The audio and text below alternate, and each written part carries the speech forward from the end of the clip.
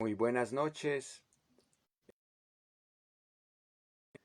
Hoy seguimos con la cuarta clase del curso llamado 82 horas sobre Álvaro Uribe Vélez, un curso que hace parte del proyecto Universidad Nómada. Como diría nuestro amigo Andy García, esta es la universidad de Facebook.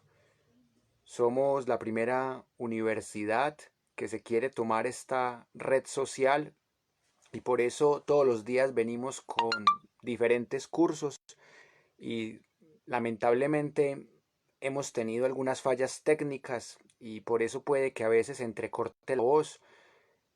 Hoy no tengo retorno ni siquiera, pero me voy a arriesgar a compartir con ustedes esta clase. Hoy vamos a hablar desde el método hermenéutico sobre este personaje histórico y vigente, Álvaro Uribe. ¿En qué consiste el método hermenéutico? Vamos a interpretar la autobiografía que para mí el señor Uribe y vamos a tratar de analizar como si fuera cualquiera de las obras de la literatura griega en donde hay héroes, hay villanos, hay doncellas o patrias salvadas. Este libro merece muchos videos, pero hoy quiero centrarme solamente en la primera parte. Hay que recordar que este libro tiene 6 partes y en cada una hay un concepto que es dominante. En la primera parte, el concepto que domina es el amor. Así que la clase de hoy va a ser de puro amor. Bueno, como ahí se lee al revés, ahí dice Roma. Vamos a ver qué es lo que entiende Álvaro Uribe Vélez por amor y también vamos a analizar cómo se construye una epopeya con este gran héroe que salvó a la patria del castrochavismo y de la FARC. Así que las amistades, espero que les guste este aporte. Lo primero que quiero hacer es analizar la contraportada del libro y también lo que se dice en las cubiertas, que es una información bastante interesante, el pensamiento crítico. Lo primero que me llama la atención es esa forma fantasiosa de contar la historia de Colombia a partir de una epopeya perdida. Así que si hacemos un análisis rápido, nos damos cuenta que la causa es salvar a la patria de la FARC y de todas las ideologías castrochavistas, de las ideologías de género y de las personas de mal que no dejan que las personas de bien sean felices. Esa es más o menos esta epopeya. Yo en la clase número 1 había hablado un poco de este texto, pero hoy vamos a aplicarle un método totalmente hermenéutico. Empecemos por el código, que es el título del libro. No hay causa perdida. La tesis que acá sostiene el señor Álvaro Uribe Vélez es de salvador de la patria y que después de que Uribe se volvió presidente de Colombia, todo se convirtió en un cuento de hadas, de falsos positivos, de botas al revés, de chuzadas del DAS, de parapolítica, de agroingreso robo seguro, de zonas francas para los hijitos.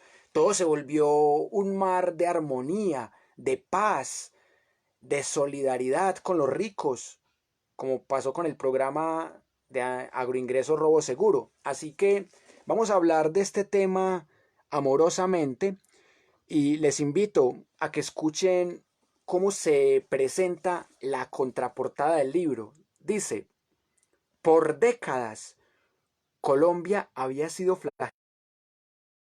flagellada y los terroristas. Las masacres y las aldeas destruidas por la acción de las bombas aparecían con frecuencia ante los ojos del mundo. La lista de problemas era casi interminable. Ante ellos, y faltos de soluciones concretas, muchos se habían dado por vencidos. ¿Acaso no habían intentado todos los gobiernos anteriores? Quienes aún tenían el valor para intentar cambiar el status quo corrían peligro de morir. Yo mismo había sobrevivido a por lo menos 15 atentados durante mi carrera política. La historia de Colombia demuestra que todos los problemas humanos tienen una solución humana. Aquí vemos que nuestro querido amigo Álvaro Uribe Vélez nos invita a que votemos por la Colombia humana, porque todos los problemas tienen solución humana. Así que esa es la primera enseñanza que nos deja nuestro héroe de la patria con esta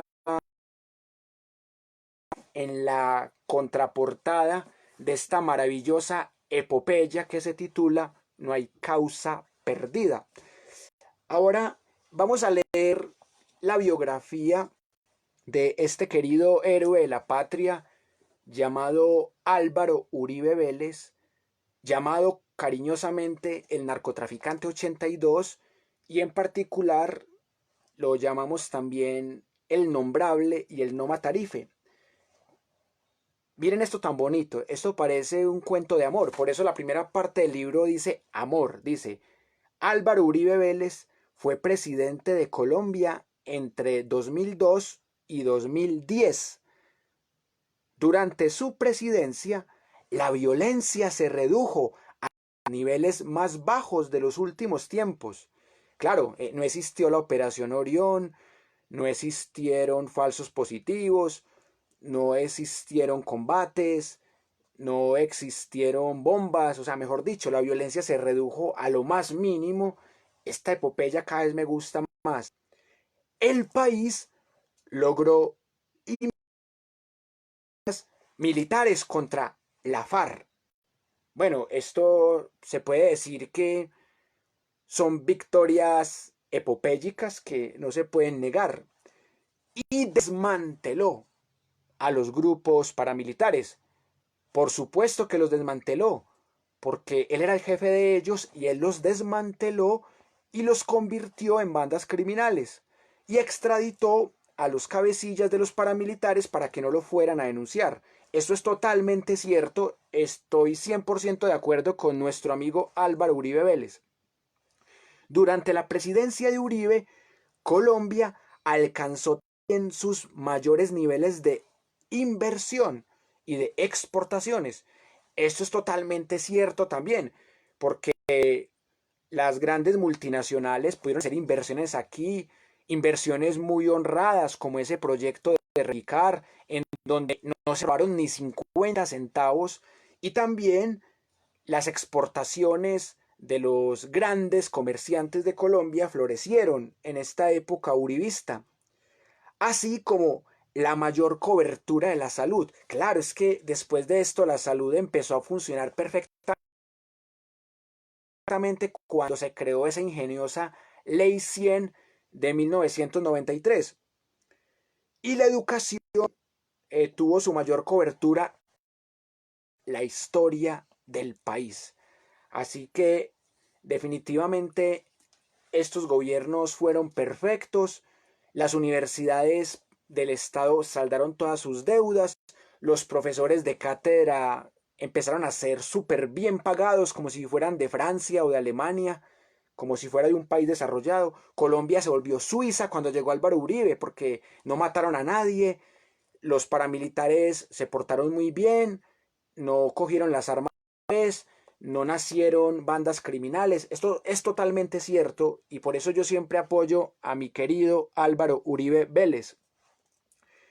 Al final de su mandato, su índice de popularidad estaba por encima del 80%, otro récord en la historia reciente.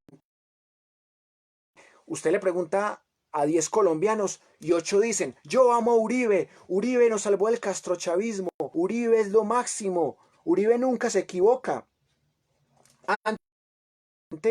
Uribe fue senador, gobernador del departamento de Antioquia y alcalde de Medellín, entre otros cargos.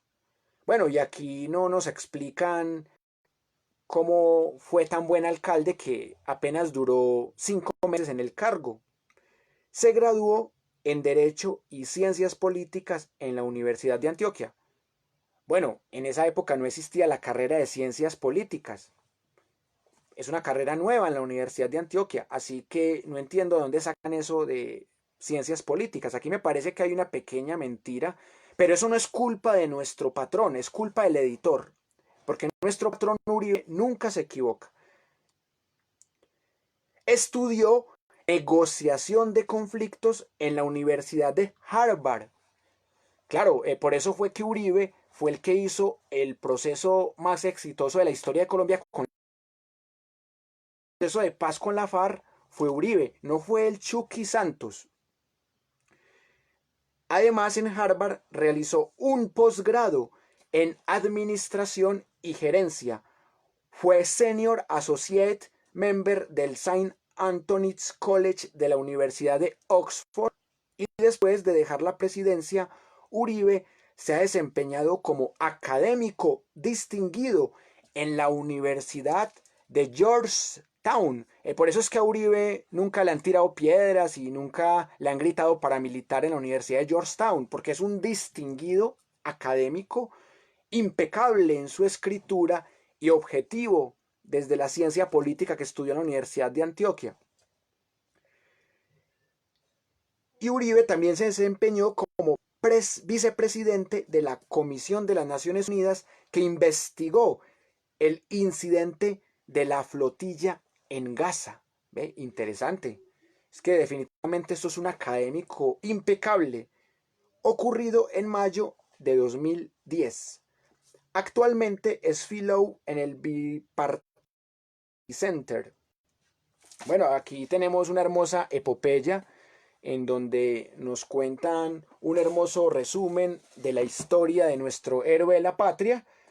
El único error que cometieron fue el tema de las ciencias políticas, porque en esa época no existía las ciencias políticas en la Universidad de Antioquia, o a lo mejor Derecho y ciencias políticas es lo mismo. Así que teniendo en cuenta eso, pues vemos que ahí no hay ningún error. Bueno, solamente nos falta analizar esta hermosa reseña que hay aquí en la cubierta. Esta me parece supremamente fascinante para que analicemos con detenimiento. Están diciendo que Álvaro Uribe es uno de los líderes mundiales más inspiradores y exitosos a principios del siglo XXI. Es tan inspirador que inspiró la serie Matarife, inspiró los libros de Guillén, el libro de Sergio Camargo, el libro de Fernando Garavito y de Joseph Contreras. Sí, claro, es muy inspirador. Inspiró un curso de 82 horas. Estamos totalmente de acuerdo. Inspirador y exitoso. Estamos totalmente de acuerdo. O sea, un tipo que gane 4 de 5 presidencias es exitoso. Explica cómo un liderazgo audaz, obvio, el liderazgo de Uribe es súper audaz. Es tan audaz que lleva delinquiendo 40 años y no ha pagado un día de cárcel. Y todos sus amiguitos han terminado en la cárcel, sus familiares como su hermano Santiago Uribe Vélez, su primo Mario Uribe, han terminado todos en la cárcel menos él. O sea, definitivamente es muy audaz e imaginativo. Por supuesto que es imaginativo. Miren esta epopeya tan bonita que se inventó, donde es colombiano, donde él es el salvador de la patria, el que nos libró del castrochavismo y lo más importante, el que redujo la violencia a su más mínima expresión, el que redujo la pobreza porque la convirtió en miseria y porque con los falsos positivos mataron a muchos pobres y al haber menos pobres vivos, eso implica que haya menos pobreza. Esa es la lógica de nuestro Mesías. Y también dice acá que es capaz de resolver los problemas más difíciles. Obvio, es que este tipo tiene más de 100 acusaciones en su contra. Está libre, o sea, eso demuestra que el tipo sabe resolver los problemas más difíciles y las causas perdidas no existen. Solo existen los testigos asesinados, pero las causas perdidas definitivamente no existen. Es uno de los grandes, sí, sobre todo porque el tipo mide como 1,90 o 2 metros, o sea, es un tipo grandísimo. Es uno de los grandes inesperados. Bueno, aquí no le dicen innombrable, aquí le dicen inesperado. Bueno, aunque mi padre predijo que Uribe iba a ser presidente de Colombia desde 1995, así que para mi papá no era tan inesperado. Y transformador de la historia moderna.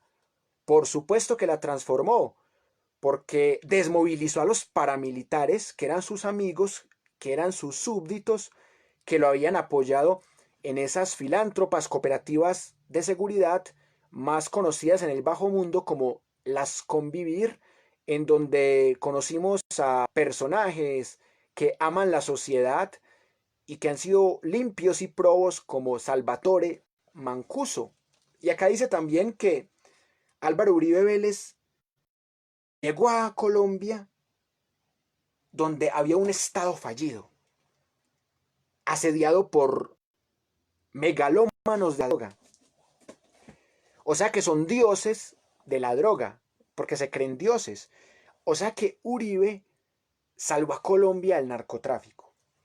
Y lo más importante, Uribe desde 1980 ha combatido el narcotráfico con mucho amor. Y Uribe es tan audaz, es tan fuerte, es tan imaginativo que los combatió 28 meses cuando era director de la Aeronáutica Civil y no le tocaron un solo pelo. Y a su antecesor, el señor Senior, valga la redundancia, lo mataron con tan solo un mes de estar combatiendo a los narcotraficantes. Ahí pueden ver que Uribe definitivamente es un héroe, es casi un dios. Por eso me parece que el uribismo podría entrar perfectamente en el curso de historia de las religiones. Colombia era un estado fallido, asediado por capos megalómanos de la droga, grupos terroristas despiadados y una pobreza abominable. Mejor dicho, después de que Uribe llegó a la presidencia, se acabó la droga, se acabaron los grupos terroristas, sobre todo se acabó el terrorismo de Estado, la pobreza se acabó, nadie murió más de hambre, pero desde el año 2002 llega el superhéroe con capa y este país se transforma dramáticamente en la democracia del mundo, más estable, más moderna, con el futuro más prometedor. En Colombia todo se volvió de ensueño. Aquí el hombre que salvó la patria, y no solamente lo demuestra su autobiografía, sino la hermosa e imparcial cartilla santillana. Y este hombre debilitó fuertemente a la FARC, a esos terroristas de la FARC, un grupo que asesinó totalmente a su padre, que era un inocente. Tenía un revólver para defenderse, pero era inocente. Y nada que ver con los Ochoa, ni con el cartel de Medellín, ni con narcotraficantes. Era un hacendado que había comprado sus tierras y sus helicópteros con dinero bien ganado, con gente de bien y con masacres de sentido social. Y dice, este hombre de la patria dirigió la transformación más importante en la historia de Colombia. El expresidente Álvaro Uribe Vélez nos ofrece la historia, pero la historia con mayúscula, nunca antes contada. de cómo a costa del riesgo se negó a aceptar el peligroso estado de las cosas en Colombia. Claro, Uribe llegó a la presidencia y todo en Colombia se volvió paz y armonía. En Colombia no hubo más masacres, no hubo más grupos armados ilegales, se acabó la drogadicción, se acabó la pobreza, llegó la confianza inversionista, la cohesión social, la seguridad uribecrática y todos somos felices desde que llegó Uribe. Una lectura cautivante, no hay causa perdida, revela cómo el gobierno del presidente Uribe debilitó fuertemente a la FARC, a esa guerrilla terrorista, un grupo de terroristas que lo único que hace es hacernos daño. Este libro nos ofrece un emocionante relato de cómo en el año 2008 el presidente Uribe ordenó el rescate audaz y sin un derramamiento de sangre y utilizando la Cruz Roja como engaño. Bueno, no, perdón, eso no lo dice el libro, eso lo dije yo. El rescate de Ingrid Betancourt junto a otros secuestrados en la selva y cómo restauró finalmente el imperio de la ley. Perdón, se me salió la voz de Uribe, ya me estoy volviendo uribista. El imperio de la ley en todo el país. También explora las lecciones prácticas, o sea, es un libro ante todo de sabiduría, de su gestión personal y paramilitar. Ah, no, perdón, aquí no dice paramilitar. En relación con los líderes políticos y empresariales y nos ofrece una emocionante mirada, es orgiástica si quieren que les diga, detrás de bambalinas con respecto, no, si es con respecto, sino con respecto a los reveladores asuntos exteriores de nuestros patrones de Estados Unidos. No, aquí no dice patrones, perdón. Así como varios detalles desconocidos de sus relaciones sexuales, interpersonales con varios líderes mundiales. A diferencia de cualquier otro libro de memorias, Causa perdida no es solo una historia convincente de liderazgo, sino también una narración épica. Es que mire que aquí lo dice, o sea, yo no estoy inventando que eso es una novela épica como las griegas, una narración épica y interesante de cómo se puede cambiar el destino de todo un país. Claro, es que Uribe lo cambió, porque los falsos positivos aumentaron, porque los ricos se volvieron más ricos y los pobres más pobres con agroingreso robo seguro, porque las chuzadas del DAS hicieron que este nido de paramilitares explotara y desapareciera, porque en Reficar no se robaron un solo peso, porque los trabajadores empezaron a contar con mejores garantías, porque las universidades empezaron a botar plata por las ventanas, por tanto presupuesto que tienen las universidades del Estado, porque la salud funciona perfectamente después de Uribe, porque, mejor dicho, estamos en Suiza. Es que Suiza y Noruega nos tienen envidia porque este tipo nos dejó en el paraíso. Definitivamente, para mí es muy difícil ser imparcial porque ante todo soy uribista y me parece que este tipo definitivamente es un mago. Todo el que testifica contra él se desaparece, eso es un mago y hace magia. Hace magia, perdón. Entonces, solo con haber analizado la contraportada y las cubiertas, ya vemos que esto es una novela épica, apasionante, verdadera, imparcial, científica. Esto es lo máximo. Vamos a leer cómo Uribe nos presenta su primer párrafo, en donde nos llena de amor y de alegría. Hijitos, miren, es tan bonito. Las tropas están listas, señor presidente. Procedan bajo mi responsabilidad, dije. Cerré los ojos y recordé sus caras. Entonces recé. O sea que esto no solamente es una novela épica, sino que también es una letanía. Esto también es una mitología muy interesante. Y acá, en el apartado número 2, hay una historia muy interesante de cómo se va construyendo la épica historia de Colombia. Dice así: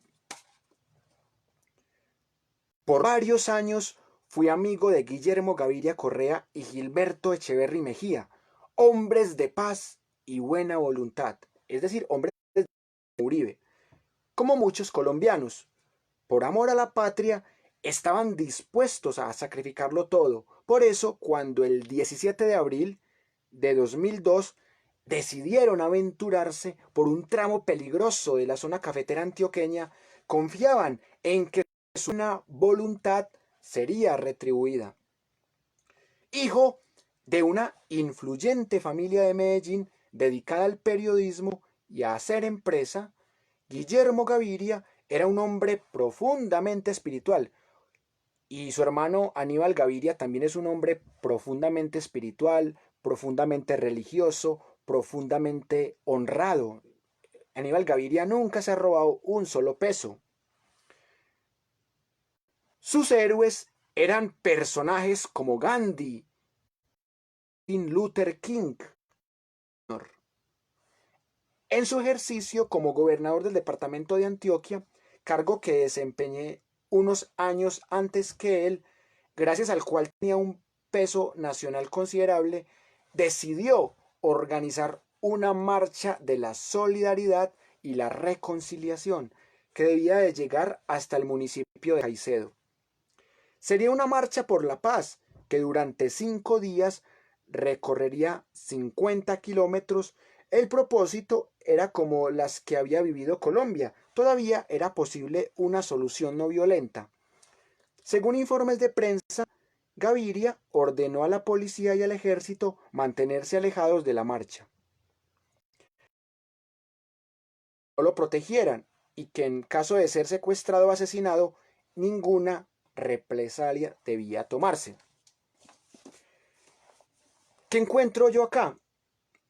Que nuestro querido Uribe está utilizando como agenda política a los señores Guillermo Gaviria Correa y Gilberto Echeverry. Eh, su guerra contra las FARC está justificada porque los señores de las FARC acabaron con la vida de estos hombres. Y acá me parece un párrafo también determinante para que podamos analizar desde el punto de vista hermenéutico por qué Uribe utiliza a estos señores. Señor Uribe, fue en este contexto que tuvo lugar el secuestro de Guillermo Gaviria y Gilberto Echeverry, un hecho devastador, no solo para su familia, sino también para todo el país. Dos de los personajes políticos más queridos, el gobernador de Antioquia y un hombre de Estado sumamente digno, languidecían en condiciones inhumanas. Su ausencia me dolía y cada día que pasaba se hacía más insoportable. Vea que aquí está la parte más amorosa de Uribe. O sea, yo nunca había visto un Uribe más amoroso que este. Como presidente del país me sentía responsable de su suerte. En los primeros 6 meses de mi gobierno no tuvimos más indicios de Guillermo y Gilberto que las cartas que el primero le escribió a su esposa, en las que detallaba las condiciones de su cautiverio. No sabíamos nada más y entonces finalmente tuvimos una pista.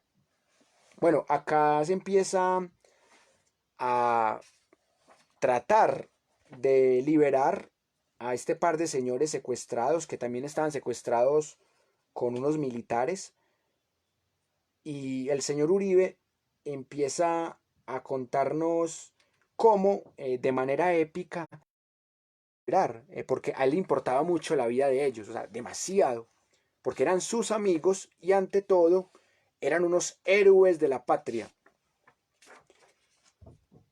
Y acá el señor Uribe nos cuenta cómo procedió para tratar de liberar a estos prohombres de la patria. Dice: mientras me dirigía a la multitud, pensé en mis amigos y compañeros Guillermo Gaviria Correa y Gilberto Echeverry Mejía, en los 10 soldados cautivos, en sus familias y en todos los secuestrados que había en nuestra nación. Pensé también en las tropas que estaban a cargo de la operación. Elevé una oración por la seguridad de todos. Bueno, su oración no funcionó porque mataron a los 2 señores y a los 8 militares. Mis ojos se posaron varias veces en el general Mora Rangel y en la ministra Ramírez, esa encantadora. Intentaba descifrar en su expresión la recepción de la buena noticia. La llamada que todos esperábamos llegó. Y acá Uribe trata de crear un paralelo muy interesante entre estos 2 mártires asesinados por la guerrilla de la FARC y su padre Alberto Uribe Sierra, asesinado también por la FARC. Entonces, vamos a analizar cómo Uribe, de manera audaz, de manera inteligente y estratégica, empieza a vincular ambas historias para mostrar que él es un salvador de la patria y que usando todo el poder de la ley, él empieza a conectar los hechos con el único mal que tiene Colombia, que es la FARC. Dice así: hagan de cuenta que está hablando Uribe. 20 años antes, por estos mismos días, mi padre, Alberto Uribe Sierra, se despertó agitado. Era un hombre jovial y carismático, la personificación de Dios. No, perdón, la personificación misma de la salud, de la felicidad y del vigor. Consumado jinete de la cocaína. No, perdón, él no era jinete de la cocaína, perdón, eran sus amigos. Él no era narcotraficante, tenía amigos narcotraficantes, pero él no, él no. Él solamente trataba con ellos por asuntos de caballos. Y aficionado a la tauromaquia. Uy, sí, tauromaquia, cierto. Eso no es matar a un animalito, eso es arte y cultura. Daba con destreza la estocada final. Excelente analogía, mi querido Uribe. Con la espada, no con el rejón, y a un toro montado en su caballo. Nada ni nadie lograba perturbar su buen humor habitual. Pero algo completamente extraño en él, esa mañana de junio de 1983, se levantó inquieto e impetuoso como un toro. Esas símiles de Uribe son fascinantes. Alberto Uribe Sierra fue un habitante de esa otra Colombia, es decir, de la Colombia de los hacendados, de los ciudadanos de bien, de los que consiguen helicópteros y haciendas haciendo buenos negocios. Un lugar de belleza cegadora, con caballos, música, baile y olé Uribe. Un paraíso para hombres hechos a pulso, machos, es decir, machos que sí son heterosexuales. Se había ido de su casa a los 14 años para buscar fortuna y vivir su vida. No, esto es un héroe de la patria. Se fue de su casa a los 14 años. Increíble, qué hombre tan independiente. Tenía siempre una guitarra cerca, o sea, era artista como Duque, que también es artista. Y cantaba una balada en los momentos más inesperados. Sus fiestas eran legendarias con orgías. No, perdón, con orgías no. Y muchas veces duraban hasta 10 polvos. No, 10 días. Don Juan y Casanova le decían. No, Don Juan. Y poseedor de un gran encanto. O sea, no era promiscuo, no era perro. Era un Don Juan encantador, el señor Alberto Uribe Sierra. Era una fuente de alegría para quienes lo rodeaban. quiso decir que le montaba los cachos a doña Laura Vélez. Donde más feliz se sentía mi padre era en su finca. En ella trabajaba sin descanso, acompañado con frecuencia por alguno de sus hijos o hijas. Con él cabalgué muchas veces por los campos de Colombia, rodeados por 1000 tonos de verde. Examinábamos el ganado y ayudábamos a reparar cercas, las cercas diplomáticas, supongo yo, hasta el anochecer. ¡Ay, Álvaro! Suspiraba. Bueno, eso se escuchó todo tierno. ¡Ay, Álvaro! Suspiraba. Así decía don Alberto Uribe. Temo decirte que esta vida de ganadero no deja mucho dinero y por eso me voy a volver narcotraficante. Ah, no, perdón, el libro no dice eso, no dice eso. Es solo romántica. Tienes que dedicarte a ella por amor, hijito mío. Y entonces sonreía este héroe, joseaba su caballo y regresábamos a la casa. La vida que llevaba como ganadero lo era todo para mi padre. Por eso nos sorprendimos cuando 3 semanas antes de la mañana en que se despertó inquieto, hizo una concesión sin precedentes. No regresaremos a Guacharacas, dijo a mis hermanos. No volveremos allá por el momento. Guacharacas, una finca hermosa, humilde y productiva en Antioquia, era su propiedad favorita. Y sobre todo una finca muy austera, una finca demasiado pobre. La tenía en 1975 en asociación con un ganadero de la zona.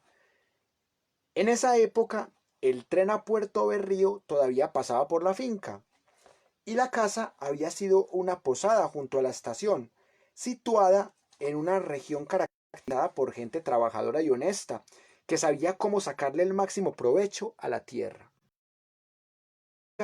Contaba con 40 trabajadores y un mayordomo, pero en la década de 1980 la zona empezaba a convertirse en el fortín de un reducto de la FARC. Bueno, aquí dice de las FARC, pero sabemos que nuestro patrón dice es la FARC. Mi padre, a quien la violencia persiguió siempre, o sea, picante, andar armado, que haya conseguido helicópteros con dinero de la mafia, no, no, él era un hombre perseguido por la violencia, que se fue de su casa a los 14 años, era un don Juan y un hombre del hogar, dedicado a su familia. Se hizo adulto en el tiempo en que la guerra civil entre liberales y conservadores regó con sangre los campos de la patria.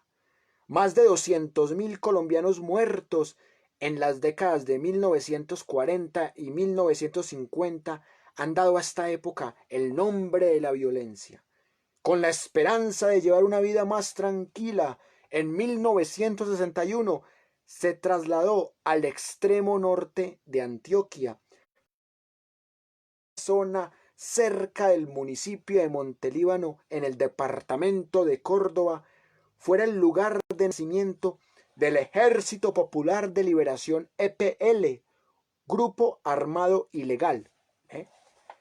Eso me parece muy interesante. Cuando dice que las FARC, generalmente dice que son terroristas, pero del EPL no dice que son terroristas, dice que es un grupo armado ilegal. Miren qué interesante semántica que podemos encontrar en este primer apartado. Grupo armado ilegal, o sea, el EPL, que empezó a operar en las zonas rurales y se fortaleció a una velocidad alarmante. A mediados de los años 60, entonces, el EPL llegó una noche a la finca, destruyó la maquinaria agrícola, se robó el ganado y quemó nuestra casa. Esa noche, ningún miembro de la familia se encontraba allí, pero mi hermano Jaime, algunos amigos del colegio y yo habíamos pernoctado unos pocos días antes con ocasión de las vacaciones escolares. Si hubiéramos estado durante la incursión, quizás nos habrían secuestrado o asesinado. Poco a poco, las FARC se fueron considerando como el grupo armado ilegal más poderoso de Colombia. Bueno, esto ya sé por qué el capítulo se llama Amor, porque Uribe le dice una vez por medio terroristas a las FARC. O sea, en un capítulo les dice terroristas y en el otro les dice grupo armado ilegal. O sea que esa es la parte más... Se llama amor, ese primer apartado. Cada día eran más audaces las extorsiones no solamente contra propietarios de tierras y de fábricas, sino también contra ciudadanos comunes y corrientes. Mi padre no fue la excepción, y a pesar de las amenazas, o más probablemente debido a ellas, nunca se echó para atrás ni hizo concesiones. Claro, es que los hacendados, como tu padre, fueron los que fundaron los grupos paramilitares en amistad con los narcotraficantes. Eso está muy claro, mi querido Uribe. En mayo de 1982, los terroristas de las FARC. Recuerden que es una vez por medio, o sea, esta vez les va a decir terroristas, la próxima vez ya les dice otra vez grupo armado ilegal. Los terroristas de la FARC lanzaron su plan estratégico que tenía por objeto derrocar al gobierno nacional mediante la organización de insurrecciones en las principales ciudades del país y la lucha de clases. Bueno, aquí Uribe saca su lado marxista. Con dicho plan pretendían consolidar su accionar militar, fortalecido en los últimos años por la creciente participación de este grupo ilegal en el comercio de narcóticos, y en particular de cocaína, que desde Colombia alimentaba la demanda en ascenso de Estados Unidos y Europa. Bueno, aquí me parece que a nuestro querido amigo Uribe le faltó contar cómo fue que él, siendo director de la, aeronáutica civil, cómo siendo director nacional, él pudo darle licencias a esos narcotraficantes sin que lo metieran a la cárcel. No, perdón. ¿Cómo hizo él para combatir los 28 meses sin que lo mataran a los narcos? Porque recordemos que Uribe es inocente. Ya que está hablando de esta época de narcotráfico, ¿por qué no habla de la aeronáutica civil?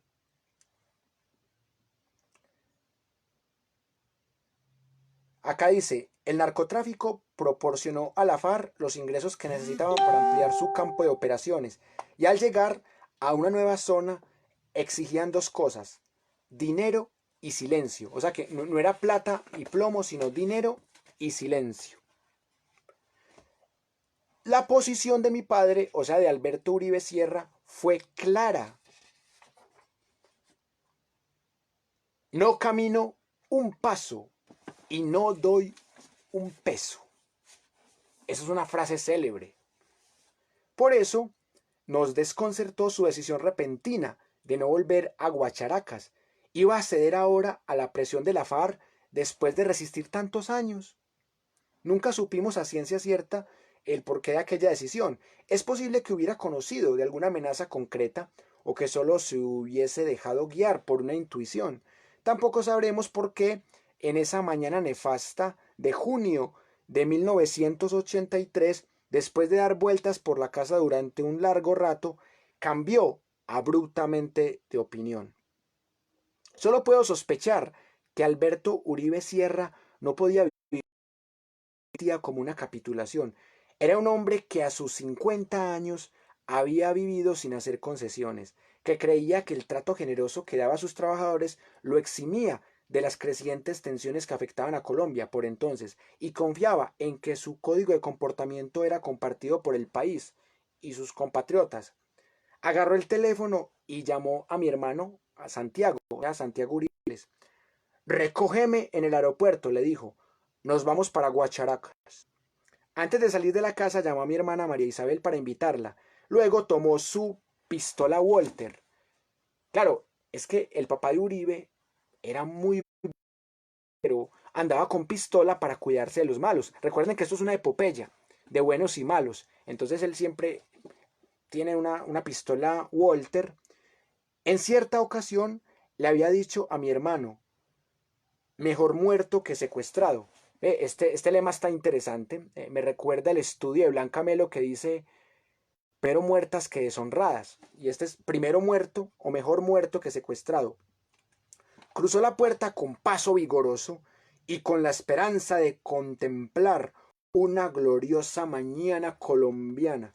Bueno, aquí termina este apartado que me parece muy interesante porque es conocer los argumentos que tiene Uribe de manera sentimental por su padre, se nota que lo admiraba mucho, que consideraba que era un hombre para imitar, que era un hombre muy berraco, que todo lo consiguió legalmente.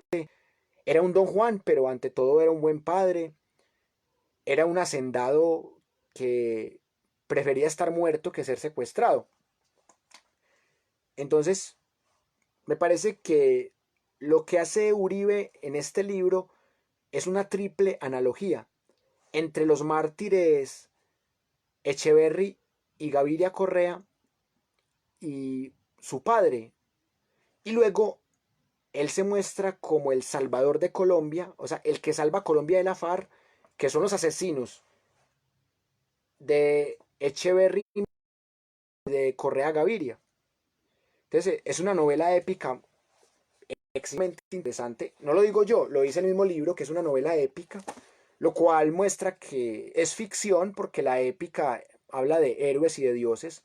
Y él aquí hace completa alusión al dios cristiano y también a la épica y a la hípica. También habla bastante de los caballos.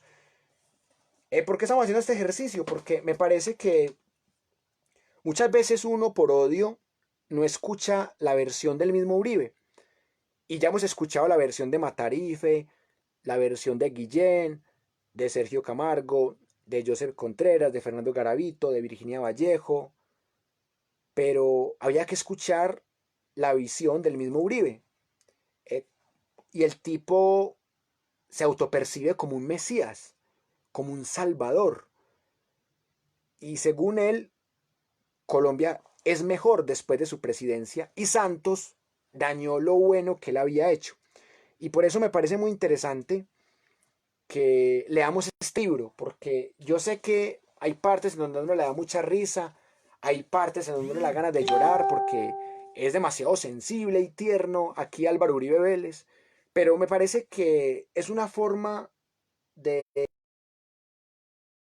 desde el personaje mismo, y ver cómo va creando sus fantasías, cómo trata de limpiar el nombre de toda su familia, o sea, porque al final del libro trata de limpiar el nombre de Santiago, el nombre de María, el nombre de sus amiguitos como Noguera, como Rito Alejo del Río, Sabas Pretel, Andrés Felipe Arias, o sea, es una total epopeya en donde mis amigos y yo somos los buenos y mis enemigos son los villanos y la princesa que hay que salvar es la patria libre del castrochavismo que es Colombia. Entonces, me parece que es un cuento maravilloso, sobre todo para compartir con los niños, porque los niños tienen todavía esa inocencia de creer que las epopeyas son ciertas.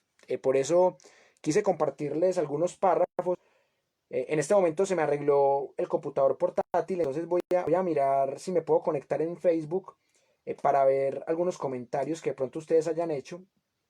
Ahí me disculpan que no había revisado, pero tenía el portátil malo. En este momento estoy transmitiendo desde esta porquería de celular que se entrecorta la voz y seguramente se ha entrecortado, pero en este momento me cogieron a quemarropa. Me parece que es momento de mirar a ver qué comentarios hay porque ya casi ajustamos la... Es el momento de darle un poco de polifonía a esto. Y me gusta mucho que estemos analizando este fenómeno porque me parece que si comprendemos la historia de este personaje, podemos comprender también muchas cosas que pasan en nuestra historia. Y más porque me parece que a ese método crítico que estamos aplicando, había que aplicarle un pequeño método hermenéutico que fuera bien interesante. Bueno, aquí está un poquito lenta la conexión, pero ya me estoy conectando. Ya voy a mirar a ver qué comentarios hay por parte de ustedes. Además que les tengo una gran sorpresa en el día de hoy. Por acá ya estoy entrando a la transmisión.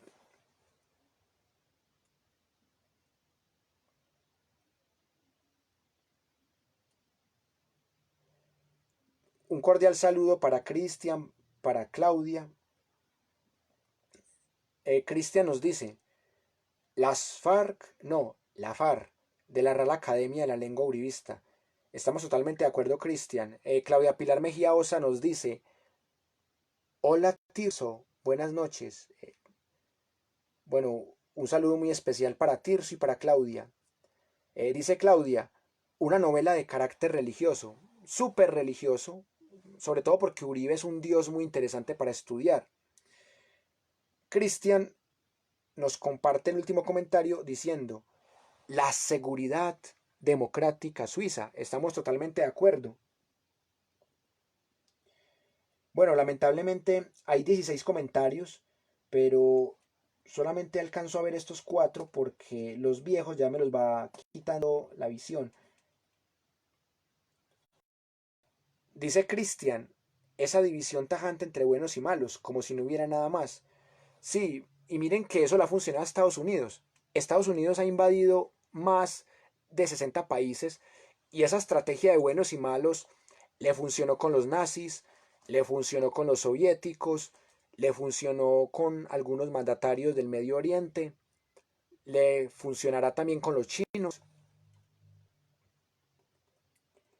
Voy a tratar de ver más comentarios porque lamentablemente el tiempo en televisión es caro y costoso. Bueno, por aquí hay unos personajes que se divirtieron con la publicación. El amigo Inocente Decadente, un saludo para él. Eduardo Cázares también. Ya saludé a Claudia. Un saludo para la amiga Marcela Ramírez, para Ares, para Luz, para Isa, para John. Ya Cristian también lo había saludado. Un saludo para Héctor. Un saludo para Karen.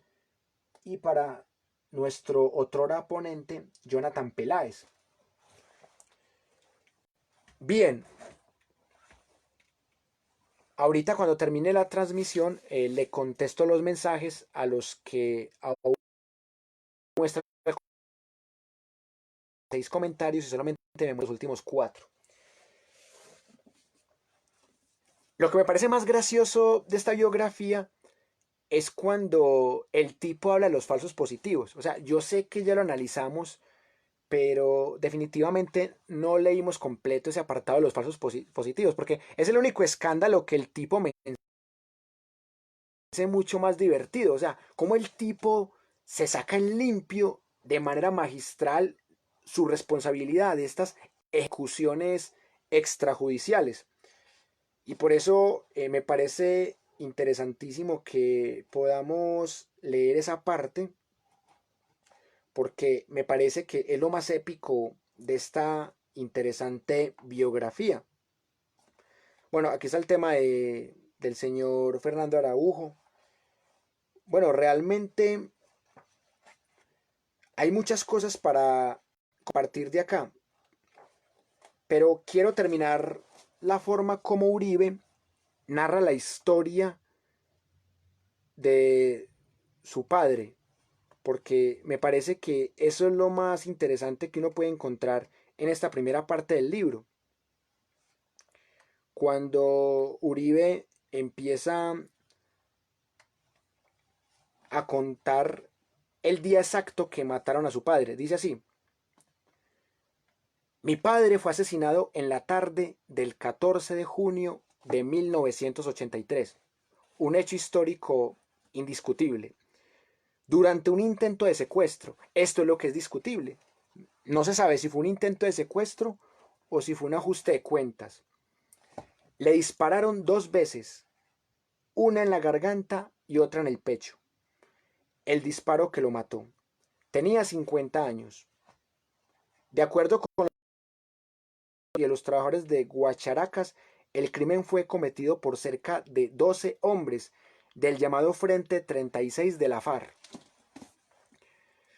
Me parece que hay algo bastante polémico, porque yo estuve leyendo un artículo en donde se decía que fueron 3 hombres y acá dice que fueron 12 hombres. Otra nueva cuestión para discutir. Esa noche creímos que los sicarios habían secuestrado a mi hermana, pero para nuestro alivio descubrimos que una profesora la protegió por varias horas. La lealtad hacia mi padre la llevó a arriesgar su vida. Santiago permaneció varios días en estado crítico en el hospital. Fue un milagro que hubiera sobrevivido. Los criminales responsables del ataque nunca fueron capturados. Entonces, la pregunta que yo me haría es, si estas personas que asesinaron al señor Alberto Uribe Sierra nunca fueron capturadas como guerrilleros de la FARC y no narcotraficantes u otros. O sea, ¿cómo hace Uribe para comprobar eso? Y también, ¿cómo hacemos los que no creemos en la versión de Uribe para comprobar lo contrario? Eso es lo bonito de la historia, esas incertidumbres que puede dejar. Quienes conocieron la amabilidad y la generosidad de mi padre lamentaron la tragedia y cerca de 10.000 personas de todo el país asistieron a su entierro. En mi familia, su asesinato tuvo a través del tiempo consecuencias desgarradoras e impredecibles. Jaime, el único hermano a quien la gente solía describir como el heredero de vivir de mi padre, incapaz de aceptar su muerte, no volvió a ser el mismo. Murió de cáncer de garganta en 2001. O sea que Jaime no alcanzó a ver esa maravillosa presidencia de nuestro amigo Uribe cuando Uribe salvó la patria. Mi medio hermano Camilo creció sin su padre. Solo tenía 10 meses en el momento del asesinato. En el entierro, mi esposa Lina se sintió mal. Días después nació 3 meses prematuro y con muy pocas posibilidades de sobrevivir. 13 años después llegó la tragedia final a Guacharacas. El 25 de febrero de 1996, ejercía entonces como gobernador de Antioquia.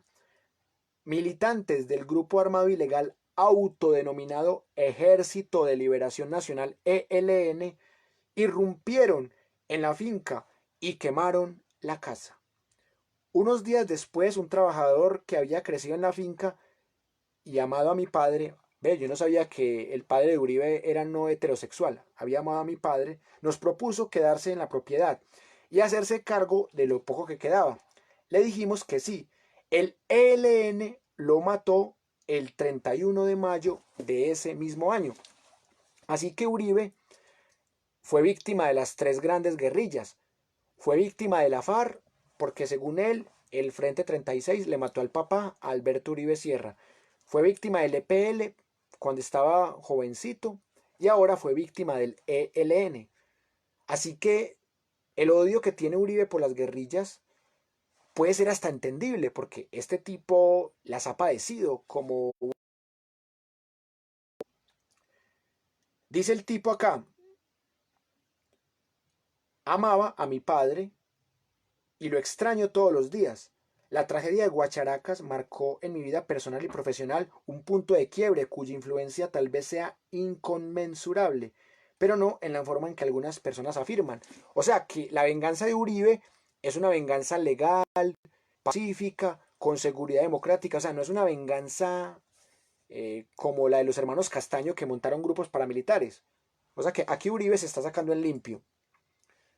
En ocasiones se me ha descrito como una especie de Bruce Wayne suramericano, un niño privilegiado que juró vengar la muerte de su padre asesinado por bandidos, dispuesto a hacer pactos con el diablo y a tolerar todo tipo de abusos con el fin de llevar a sin importar el precio.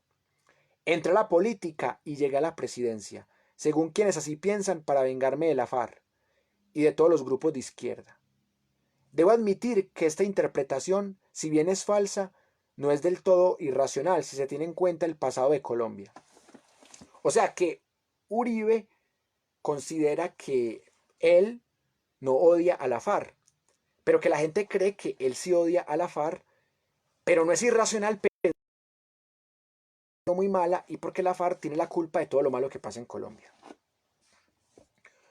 Muchos de los capítulos más tristes de su historia se han descrito con la sangre de aquellos que buscaron vengarse. Desde las guerras civiles del siglo XIX hasta la violencia de la década de los 50 y en los últimos tiempos, ese tipo es un genio. Resumió la historia de Colombia de los 200 años de era republicana en solo 2 renglones. Es que este tipo Uribe es definitivamente brillante. Tanta inteligencia yo nunca la había visto en un texto autobiográfico. Las muertes generadas por el narcotráfico, muchas milicias y grupos armados han encontrado filas con personas que tomaron las armas para vengar a un padre asesinado, una hermana violada, un familiar o amigo al que robó. También viví tan dolorosa tragedia y sentí la intensidad de las emociones que produce, en particular la rabia. Creo que quienes pérdida por causa de la violencia tienen que tomar una decisión y que la mayoría de los colombianos optaron por tomar el mismo que seguí yo. Es decir, la mayoría de colombianos toman el camino de la legalidad, el camino de la limpieza que tomó él. Vea pues tan interesante como se autopercibe. Sí, sentí un dolor inmenso tras la muerte de mi padre y lloré con mi familia. Sufríamos por vivir en un país donde sucedían cosas horribles. O sea, sucedían cosas horribles. O sea, ya no pasa nada malo porque ya estamos en Suiza. Al mismo tiempo, sabíamos que no éramos los únicos. Muchos amigos y conocidos perdieron también a sus seres queridos en secuestros y tiroteos. Por la misma época, la FARC asesinó al padre Blum, amiga y sobresaliente funcionaria pública perteneciente a una conocida familia de Cali. Ejerció como senadora y durante nuestro gobierno fue embajadora de Colombia ante Naciones Unidas, y a Jaime Ortiz, un ganadero de Urabá. O sea que en Colombia no mata el gobierno de turno, en Colombia no matan los paramilitares, en Colombia solamente mata la FARC. Y la FARC es sinónimo de narcotráfico. Entonces dije a mis hermanos y hermanas, el dolor que sentimos también lo sufre la mitad de los colombianos. Vamos a salvar la patria. La nuestra es una tragedia personal y un problema nacional. Debemos hacerle frente de alguna manera. Así está formando grupos paramilitares, pero de alguna manera hay que hacerle frente a esto. Venimos de una familia que nos inculcó la necesidad de asumir los problemas del país guiados por una conciencia cívica. El objetivo en este momento era hacer algo por el bienestar de nuestros conciudadanos. Nos enseñaron a poner a un lado nuestros sentimientos. Este Uribe tiene su parte tierna, hombre. O sea, no se puede negar. Su parte inocente, su parte pacífica. En 1983, cuando mi padre fue asesinado, yo tenía 30 años. Comenzaba a ascender en la vida pública. Había desempeñado ya varios cargos, entre ellos el de la alcaldía de Medellín. Bueno, y nunca cuenta por qué Belisario le dio la orden a Villegas que lo expulsara de la alcaldía de Medellín. Eso sí no lo toca. Interesante, muy conveniente nuestro amigo. Una vez quedó atrás el dolor inicial por el asesinato de mi padre, acepté el nombramiento del presidente Belisario Betancur para formar parte de una comisión de paz en Antioquia. Uribe tan pacífico como siempre. Recorrimos el departamento, organizamos foros con las comunidades e hicimos un llamado para poner fin a la violencia y sostener conversaciones públicas con los representantes de los grupos armados ilegales, entre ellos la FARC. Ven que el tipo les llama terroristas y luego les llama grupos armados ilegales. O sea, el tipo es bipolar con la FARC.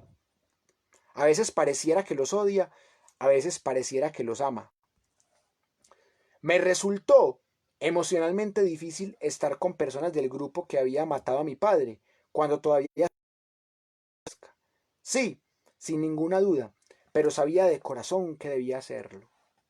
Uy, no, qué mártir. En los años siguientes hablé lo menos posible del asesinato de mi padre. Fui elegido concejal y senador, llegué a gobernador de Antioquia y luego a presidente de Colombia.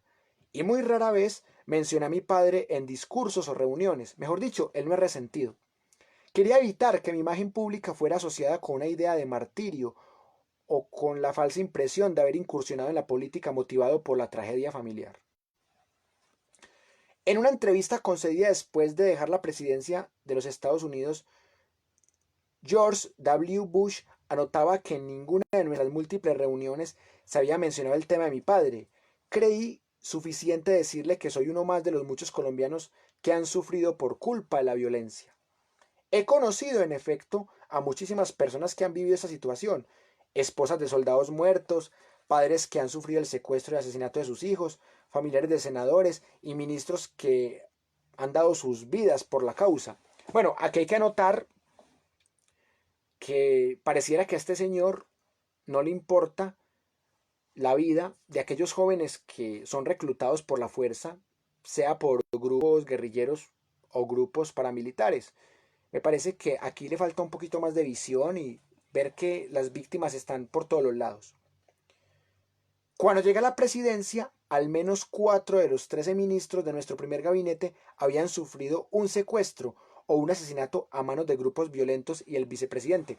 Aquí también le faltó citar cuántos parapolíticos gobernaron con él en esos 8 años. Me parece que aquí faltó ese datico nomás. Francisco Santos Calderón estuvo secuestrado por varios meses en los años 90. Sin embargo, no escogió a estos funcionarios por haber padecido estos flagelos. Evocó sus casos solo por el hecho de ser representativos en la historia reciente de nuestro país.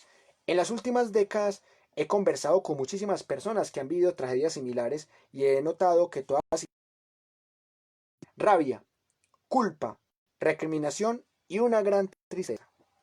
Pero casi, sin excepción, con el tiempo, todos nos unimos en un solo deseo, que cesen los asesinatos y podamos vivir en paz.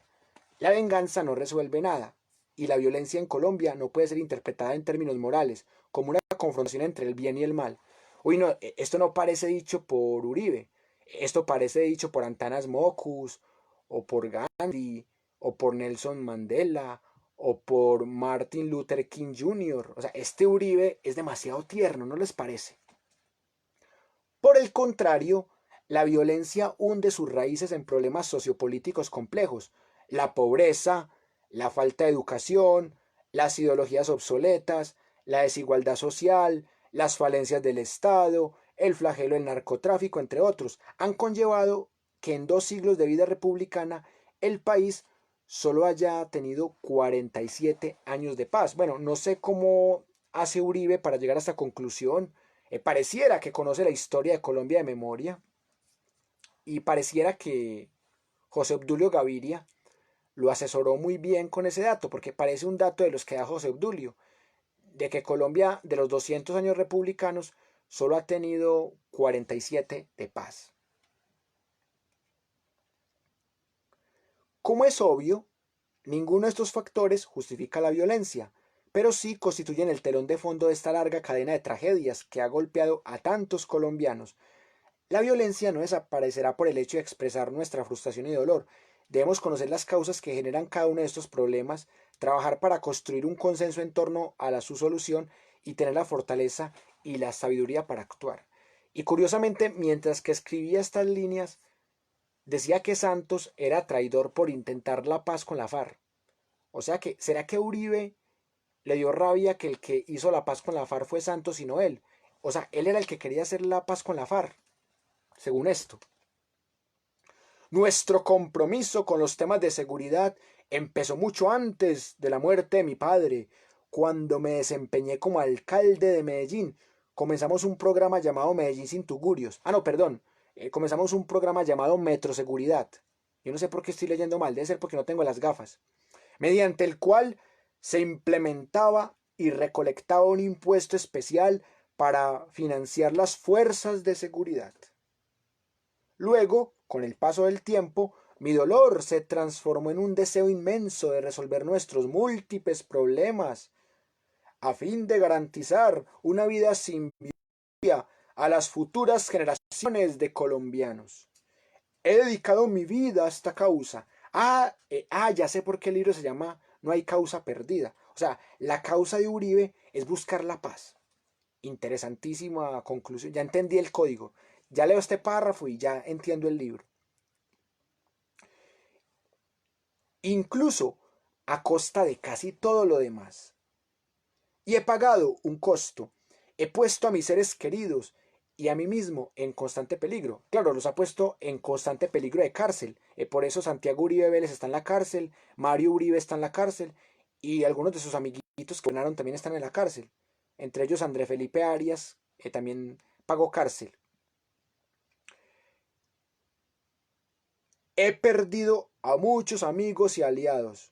He dejado de hacer muchas cosas que podría haber hecho en instancias. No sé bailar ni cantar, no sé contar chistes. Bueno, a mí me parece que sí sabe contar chistes, porque este tipo nos hace reír muchísimo. Aquí se equivocó Uribe, él sí sabe contar chistes. Y el partido de él es el mejor grupo humorístico de Colombia. Está años luz de Sábados Felices. El uribismo y María Fernanda Cabal a la cabeza son excelentes humoristas. Dice aquí el tipo, la última película que vi se llama La Paralingüística. Ah, no, perdón. Fue en una sala de cine y fue llamada El Llanero Solitario, cuando apenas era un niño. O sea que hace rato que no va a cine. Me he perdido un sinnúmero de cumpleaños, de fiestas familiares, de momentos importantes a la vida, y todo por luchar a favor de la patria. No me quejo, sin embargo, estos sacrificios son necesarios para cumplir con un interés superior, honrar a tantos compatriotas caídos. Si Colombia alcanza la paz, sus muertes no habrían sido en vano. Hombre, qué tipo tan pacífico Uribe. O sea, a mí me tiene sorprendido. A medida que crecía como persona y avanzaba en el ejercicio de la política, mi dolor siguió transformándose. Vivía esa transformación cuando visitaba a nuestros soldados en el campo de operaciones. Cuando íbamos a los municipios y escuchábamos a los habitantes decir que las condiciones de vida habían mejorado y que muchas familias permanecían unidas gracias a las políticas de nuestro gobierno. Ay, no, qué maravillosas políticas, mejor dicho. Colombia se volvió Canadá, Suiza y Noruega. Cuando hablábamos con los miles de hombres y mujeres a desertar de los grupos armados y comenzaron una nueva vida de paz y de responsabilidad. En todos estos momentos mi corazón se expandía y desde entonces este sentimiento ha guiado mis actos, en particular cuando acecha la tragedia y la oscuridad como la masacre en la zona rural de Urrao. Por supuesto es una masacre de las FARC, que son las que le interesan a él. Aquí no está mencionada ni la masacre del Aro, ni la masacre de la Granja.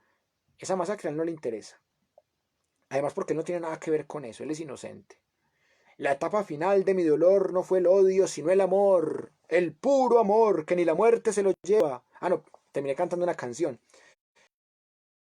Y aún brotan mis emociones, convicciones y decisiones. El amor por mi país y por mis compatriotas y sobre todo el amor por una Colombia futura donde los padres no les sean arrebatados a sus hijos y a sus espíritus santos. Hombre, es que es increíble entre lo que uno dice y lo que uno hace. O sea, uno lee a Uribe y uno se emociona. Uno dice, qué tipo tan racional, qué tipo tan pacífico, tan amoroso. Y uno se pone a ver no solamente lo que dicen sus detractores, sino también lo que pasó en sus dos gobiernos, y uno ve un Uribe diferente. ¿Cuál es el Álvaro Uribe verdadero? Este Álvaro Uribe amoroso, que quiere la paz, que quiere la reconciliación, mejor dicho, este filántropo, o el Uribe que nos muestran en la serie Matarife, o el Uribe que nos muestra Sergio Camargo en El Narcotraficante 82, o el Uribe Joseph Contreras y Fernando Garavito en El Señor de las Sombras, o el Uribe que nos muestra Guillén, el Uribe que nos muestra Petro Cepeda en sus investigaciones. ¿Cuál es el verdadero Uribe? Y yo he terminado por concluir que no hay un verdadero Uribe. O sea, el Uribe es una construcción como cualquier personaje histórico, como cualquier ser humano. Si aman a Uribe, pues creen que hay un solo Uribe y que es un Uribe pacífico, es un Uribe en mártir, es un Uribe que no se vengó de la FARC, sino que aplicó el peso de la ley, es un Uribe que partió la historia de Colombia en dos y que salvó a Colombia del castrochavismo y del rayo homosexualizador de los acuerdos de La Habana. es un Uribe que evitó que nos volviéramos Venezuela. Pero está la otra cara de Uribe, el Uribe de los escándalos en su gobierno, el Uribe narcotraficante 82, el Uribe director de la aeronáutica civil. O sea, ¿quién es el verdadero Uribe? Esa es una pregunta que quizás no vamos a responder, pero yo sinceramente creí que este libro era más mitológico antes de leerlo. Yo creía que era un libro que empezaba a echar flores desde su infancia y después como director de la Aerocivil, después como alcalde de Medellín, como concejal, como senador, como gobernador y como presidente. Yo creía que era más fantasioso, pero no se puede negar que el tipo dice algunas cosas razonables y tampoco se puede negar que el tipo es muy estratégico para contar la autobiografía de manera que él se vea como un gran expresidente, un gran líder, un tipo que quiere la paz, que empieza el libro hablando de dos mártires, como les dije ahora, que son Echeverry Mejía y Gaviria Correa, malos 8 militares. Después cuenta la historia de su padre como si fuera otro mártir. Y luego se muestra como que él es un mesías que en vez de volverse paramilitar, lo que hace es meterse a los poderes legales del Estado y desde allí enfrentar los grupos ilegales y desmontar. El tipo arma una patraña tremenda y por eso me parece que los únicos que creen que este libro es una dice verdades absolutas son los del Centro Democrático. Yo creo que cualquier persona con cualquier mediana inteligencia se da cuenta que la autobiografía es ficcional, pero esta autobiografía se pasa porque ya es demasiado épica, o sea, es demasiado exagerada. Y es increíble que el único escándalo que menciona Uribe de todos los que tuvo es el de los falsos positivos. Y él lo menciona para mostrarse como inocente. Y eso es lo que me parece más chistoso de todo, porque el tipo empieza a mostrar cómo son unos soldados los que realmente están dañando su seguridad democrática. Y por eso mismo yo sé que hoy no vamos a poder analizar todo el libro porque es un libro bastante largo. Como les dije el otro día, es un libro que tiene 344 páginas y eso no se analiza tan fácilmente, pero algunas páginas y hemos encontrado cosas muy interesantes. O sea, hemos encontrado que el tipo lo que está tratando de hacer es mostrarse como un salvador, sobre todo ante la comunidad internacional y ante los de su parroquia. Porque alguien que no sepa nada de la historia de Colombia y que lo primero que lea un británico, un estadounidense, un francés, que lea esto y que solamente lea esto, lo primero que, uy, qué tipazo, le matan el papá y como gobierna de bien. Y no se vuelve narcotraficante, sino que gobierna desde el Estado. No, esto es un tipazo.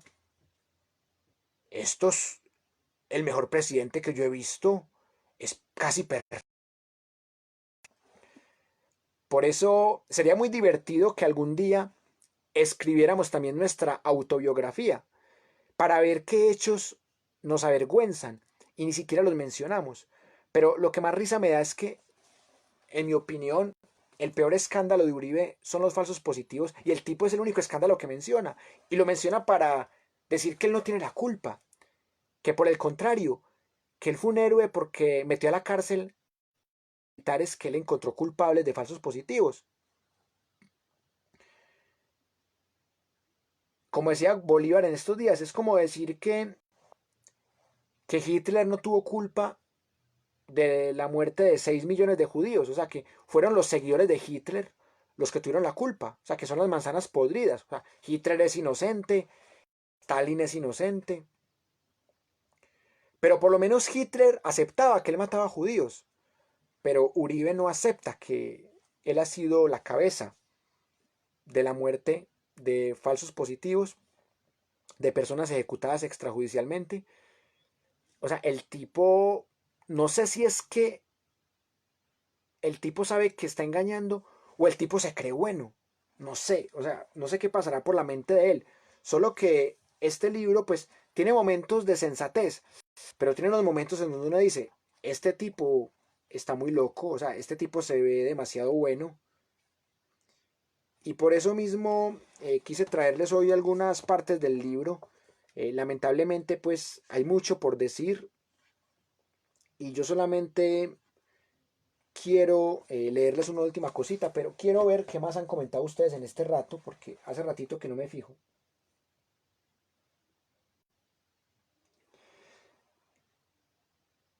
Dice Héctor Jaime, el Gandhi colombiano. Exacto, ni más ni menos. Dice Wilson Bedoya, el Bruce Wayne suramericano. El HP se cree Batman. Sí.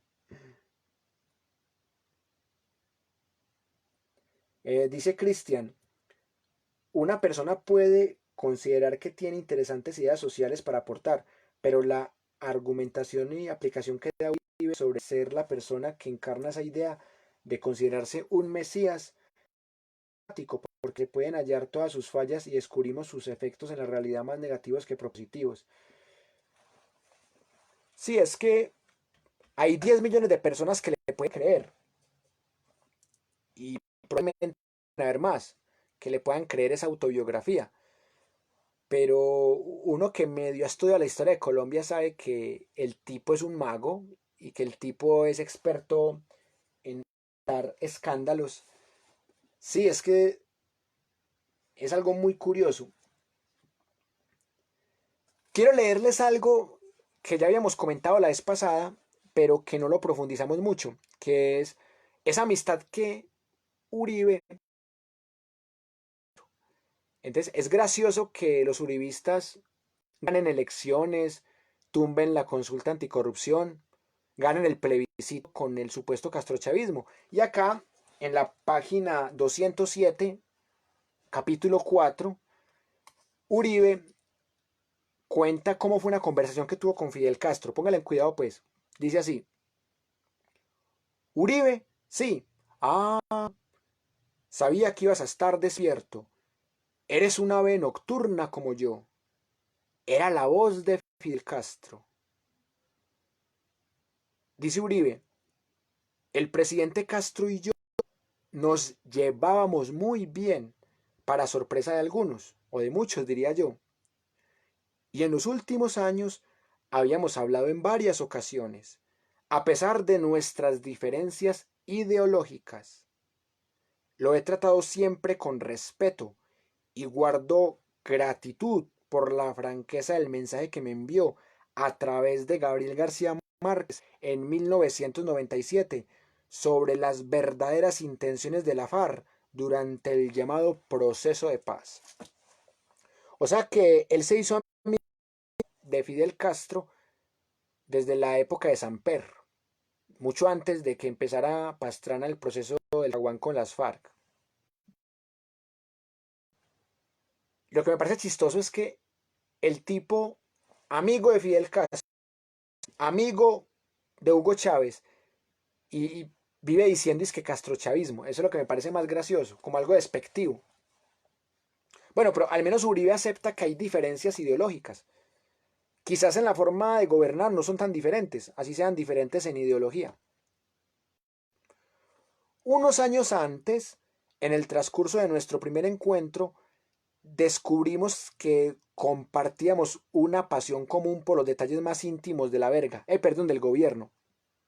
Y si bien abordábamos las cosas desde perspectivas diferentes, los dos éramos estudiantes apasionados de todo lo relacionado con la política.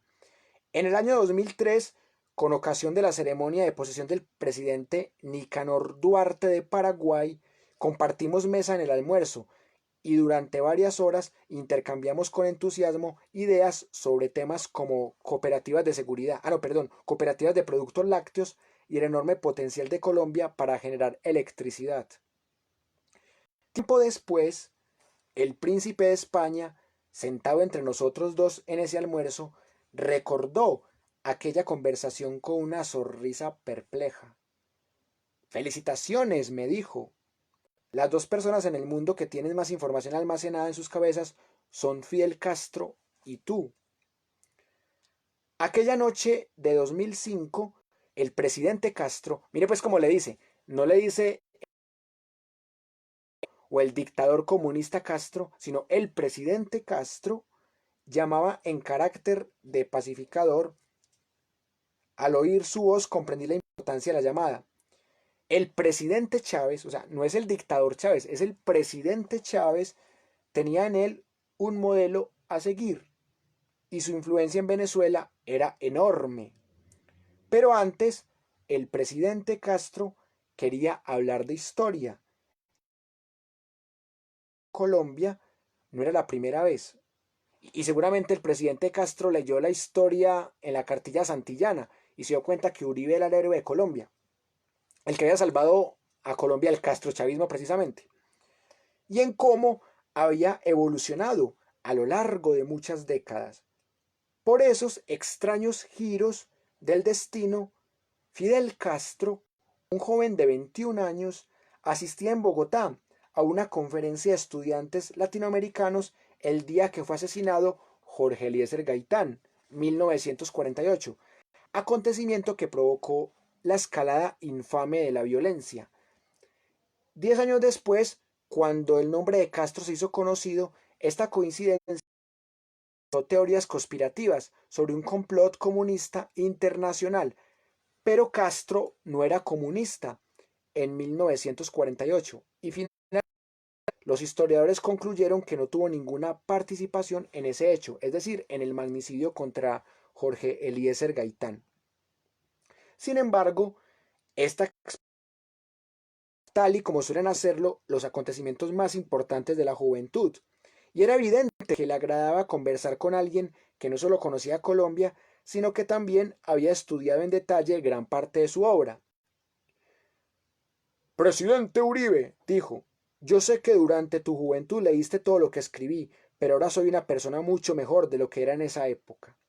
Soltó una de sus risas cordiales y siguió hablando. Escuchaba en la cama mientras Lina dormía a mi lado. Habló durante más de 30 minutos, interrumpiéndose solo para preguntar, ¿todavía estás ahí, Uribe?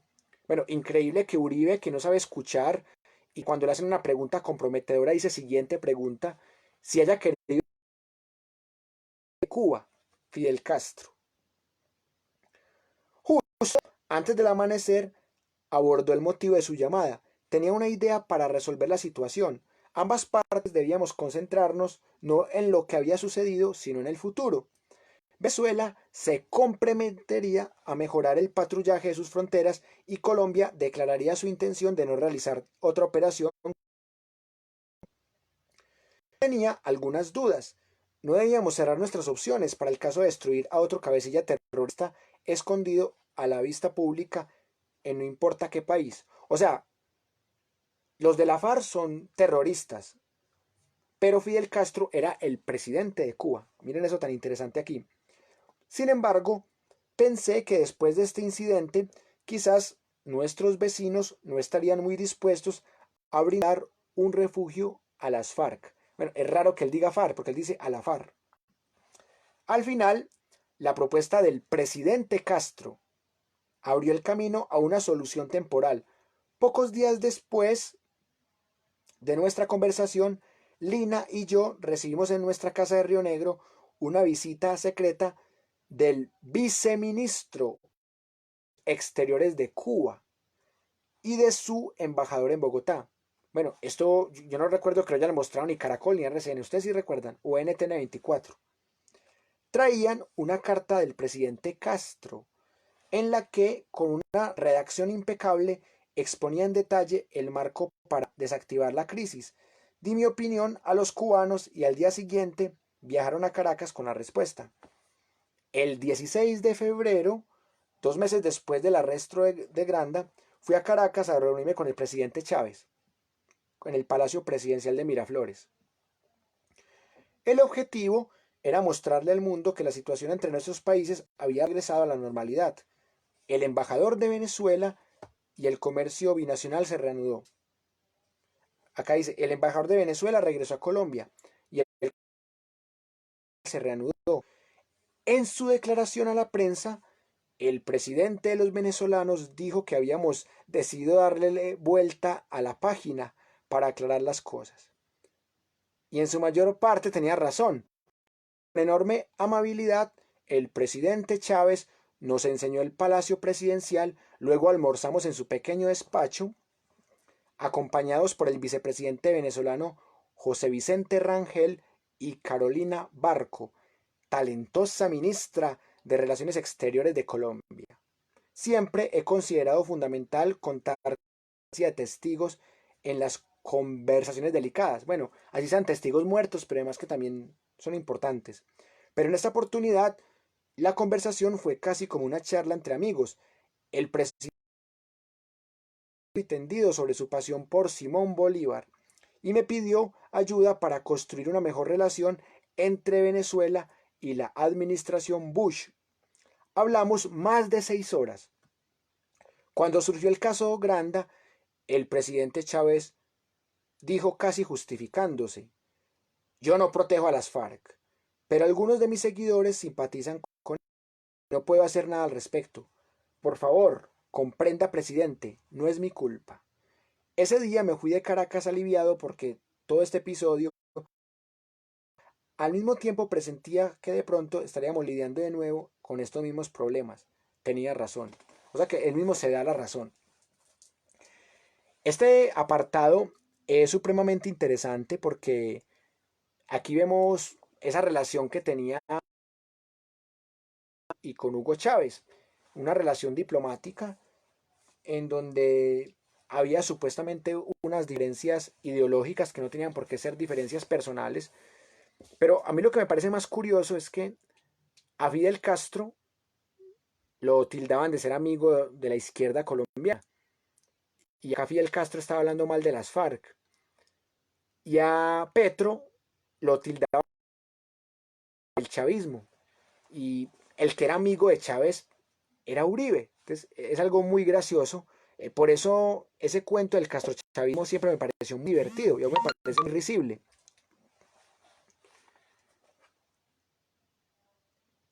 Por acá me llega un nuevo comentario de Wilson Gamboa Osuna. Una buena forma de engañar al pueblo es hacerle creer que odia a ciertos gobiernos.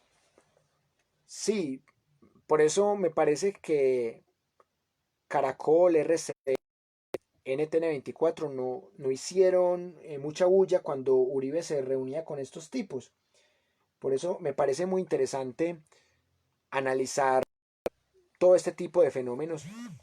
Y José Obdulio había comentado un tema muy interesante porque José Obdulio había dicho alguna vez que cuando Fidel Castro llamaba a Uribe hablaban 3 horas seguidas y mire que aquí Uribe lo está corroborando. Y de cierta manera al tipo no le avergüenza eso, ni tampoco le avergüenza los falsos positivos porque él era inocente. Y me parece que retóricamente el tipo está vendiendo una imagen internacional. O sea, para que un lector gringo, británico que lo lea diga, ves, es que este tipo es tan crítico, es tan integracionista, que se reunía con el presidente comunista de Cuba y con el chavista, y por eso este señor es demasiado abierto. Y según eso, él apoyaba a las FARC. O sea, él decía que los que apoyaban a las FARC eran los seguidores de él y que él no podía controlar a sus seguidores. Eso también me pareció muy interesante del libro. Realmente hemos leído una buena cantidad de párrafos hoy y me parece que ya fue justo por hoy porque también es bueno darle a esto y me parece que hemos visto 3 hechos muy interesantes. O sea, por un lado, la forma como Uribe a Correa Gaviria y a Echeverry Mejía como agenda política, también utiliza la historia de su padre para él verse como un Mesías no vengativo. Y por último, cómo él se muestra amigo de sectores supuestamente contrarios para que lo vean como un tipo conciliador. Bueno, y que Álvaro Uribe considera que él es un tipo que promueve la paz. Entonces, hay cosas muy curiosas ahí en esa biografía que en algunos pasajes pareciera que es otra persona la que escribe eso, porque escribe las FARC, escribe Grupo Armado Ilegal. En otras partes sí se nota el tonito de Uribe, cuando dice los terroristas de las FARC, ahí sí me parece que se nota la mano de Uribe. Héctor Jaime Restrepo Ruiz dice, Uribe el demócrata. Claro, es que Uribe le aprendió el discurso a los Estados Unidos. O sea, pintarse como el demócrata, como el liberal, el pacificador, el que actúa acorde a la ley, el que está en contra de cualquier forma de terrorismo. Se aprendió el libreto perfectamente. Bueno, ya son más de las 10 de la noche, pero me parece que hemos cumplido parte del objetivo de hoy, que era conversar un rato sobre ese libro de Uribe. Me parece que hay muchos temas que el man trata en el libro, pero si me pongo a profundizarlos nunca acabamos. Por eso les propongo que en estos días les porque al menos yo quería que hoy fuera todo diferente. Por eso les traje datos muy precisos de la misma boca de Uribe. Detalles que solamente están en el libro de Uribe, eso sí se los puedo garantizar porque muchos de los detalles que compartimos hoy, eso es lo que me parece más valioso de esta sesión, que pudimos ver totalmente la visión del tipo. Parece que si bien es cierto, en algunas entrevistas el tipo ha dicho cosas similares, al leer su autobiografía encontramos pequeños detalles que empezamos a ver cómo el personaje también se construye una versión épica de sí mismo. Y esa es la pregunta que yo quiero dejarles, hasta qué punto nosotros seríamos objetivos si hacemos una autobiografía y hay hechos de nuestra vida que inexorablemente vamos a ocultar. Bueno, voy a mirar si hay algún comentario más, porque ya estamos en la parte. Claudia, qué bueno que estuviste este rato. Muchas gracias por siempre estar presente. También me encantó que estuvieras. Cuando quieras te invito para que seas panelista otra vez, Claudia. Hay comentarios que no he podido contestar porque tenía el portátil malo y se arregló como a la mitad de la transmisión. Así que no pude realmente solucionar el tema. En nuestro grupo de WhatsApp voy a compartirles más curiosidades de este libro de Uribe y también les voy dando un adelanto de la próxima clase en donde espero tener para que discutamos con más rigor no solamente lo que dice Uribe, sino para que volvamos otra vez a lo que dicen también los antiuribistas. Hoy quise hacer un video solamente con lo que decía Uribe, como si yo fuera un lector desprevenido, un extranjero que nada conoce de la historia de Colombia. Ahorita les contesto a las personas que se acabaron de conectar o que preguntaron antes de que yo pudiera revisar. Les invito para que nos acompañen en este proyecto de Universidad Nómada. Todos los días damos clases gratis. Ayer dimos 2 clases gratis. Una sobre ese tema. Bueno, ayer dimos una clase gratis, anteayer dos. Anteayer dimos una sobre la historia de las feminidades y las masculinidades desde un enfoque del radicalismo en contra de los hombres ni en contra de las mujeres. Luego hablamos del tema muy interesante de la biopolítica y el coronavirus, desde algunos postulados de amigos que trabajan el tema. Ayer hicimos la segunda sesión del curso de Historia de Colombia desde las toponimias. Empezamos desde la Edad Media, cuando se empieza a planear esa expedición en donde los reyes católicos apoyan a Cristóbal Colón.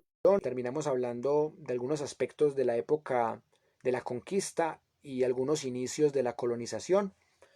Y hoy continuamos con este seminario de las 82 horas de Uribe. Es un personaje que tiene muchos detalles para analizar y por eso mismo todavía nos faltan aproximadamente 68 horas para estudiar a este personaje. Así que vamos a tener tiempo de estudiar sus dos gobiernos con lupa y también lo que fue su gobierno en Antioquia. Hacerles la cordial invitación para que mañana nos acompañen también a seguir en esta tarea.